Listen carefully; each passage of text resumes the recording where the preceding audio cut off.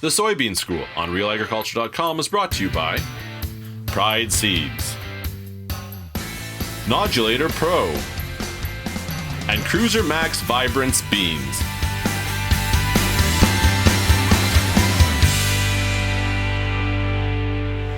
Bern Tobin here for the Soybean School, back with Ken Currah from BASF. Hey, thanks for coming back again. Hey, no problem.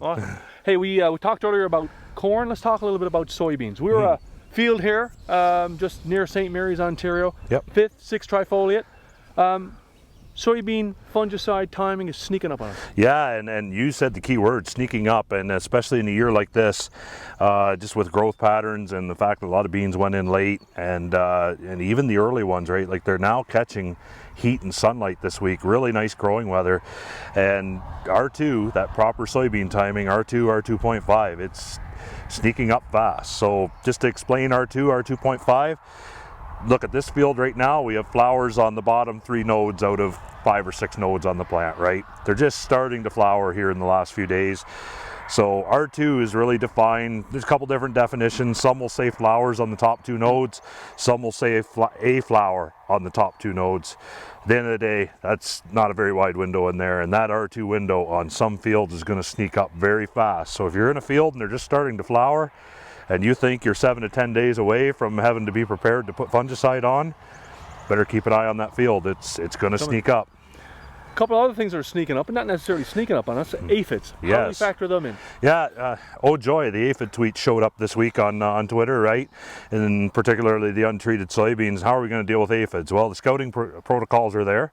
We obviously have insecticide control products. One thing I noticed personally is, a few ladybugs in the house this week, a few ladybugs out and about at the ballpark, etc.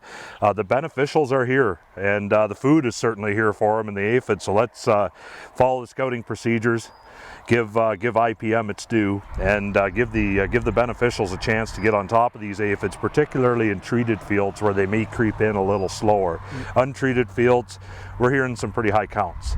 So as far as tackling that, one thing that's important in soybeans is compared, we talked about corn and western bean cutworm and how that insecticide window was tight in corn. Soybeans, you got a little bit more flexibility on the insecticide window. We've really seen in our research that R2, R2.5 window is where the consistency comes from in terms of that yield and plant health payback in soybeans.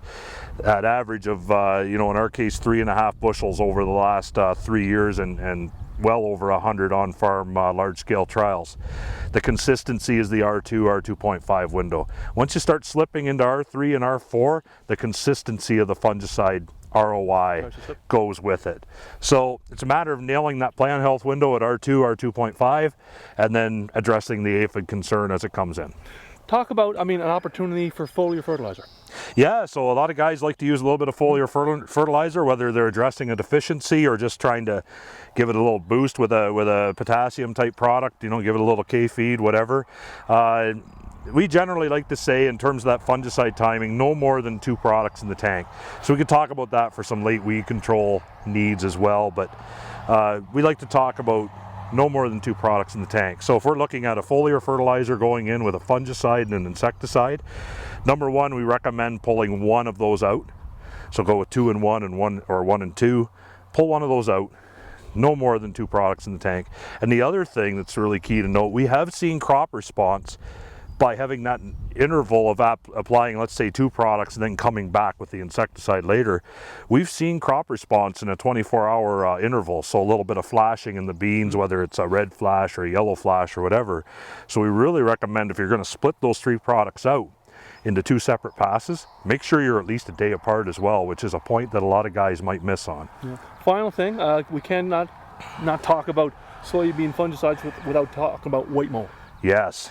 Let's jog our memories back to 2014, a year that a lot of us would like to forget. Short year, cool, wet. It was perfect for white mold. It wasn't a great corn growing year, but it was a beautiful year for white mold. If you like looking at fields of white mold, think of a 3-crop rotation. Well, guess what? Those fields are back. So if you think back in your memory as a grower or as an agronomist, yeah, those farms I had trouble on in 2014.